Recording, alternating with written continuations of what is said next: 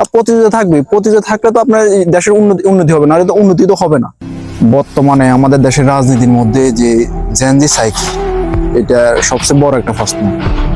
দেখুন, আমরা বিগত নির্বাচনের মধ্যে দেখতেছি যে, এবং বিগত দিনেও দেখছি যে তেল মারা রাজনীতি, অপসংস্কৃতির মধ্যে আমরা বিরাজমান।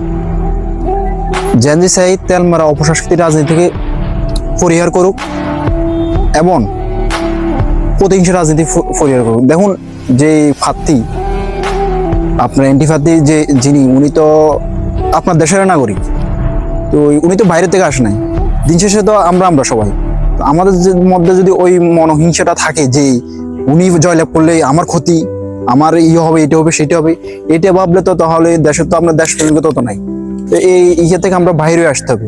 আর প্রতিযোগিতা থাকবে, প্রতিযোগিতা থাকলে তো আপনার দেশের উন্নতি হবে, নাহলে তো উন্নতি তো হবে না। এটা আমরা এগুলা যদি না বুঝি, তাহলে প্রতিহিংসা রাজনীতি বিরাজমান থাকে, তাহলে বিগত দিনে যেভাবে হয়েছে, বিগত সরকার আমলে যে ফ্যাসিস্ট তৈরি হয়েছে, তাহলে আমি মনে করি আগামী তো ফ্যাসিস্ট তৈরি হবে। ভাই, আমরা এত তেল মারার কোনো দরকার নাই তো।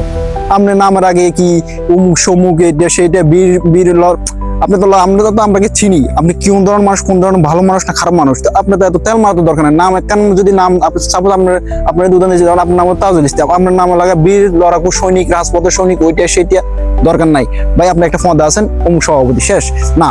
আমরা এই যে তেল মারতে হবে, তেল মারতে মারতে মারতে এমন পরিমাণ মারি, মানে তখন যাই মানুষ ঘৃণার চোখে দেখে রাজনীতি। কিন্তু জান যে এখন এই জিনিসটা চাই না, কথা বুঝছেন? তো আমাদের রাজনীতি জিনিসগুলো পরিহার করতে হবে, প্রতিহিংসা রাজনীতি পরিহার করতে হবে। দিন শেষে আমরা এটা বুঝতে হবে, আমরা ওই দেশের আগে, ও এই দেশের আগে, ওর থেকে মনে হিংসাটা চলে যেতে হবে। আবার যে প্রার্থী এন্টি প্রার্থী, ওর মনে হিংসাটা চলে যেতে হবে, তাহলে দেশ সুন্দর হবে। এখন আমরা যদি এগুলো যদি পরিহার না করি, তাহলে দেশে উন্নতি করবো কিভাবে?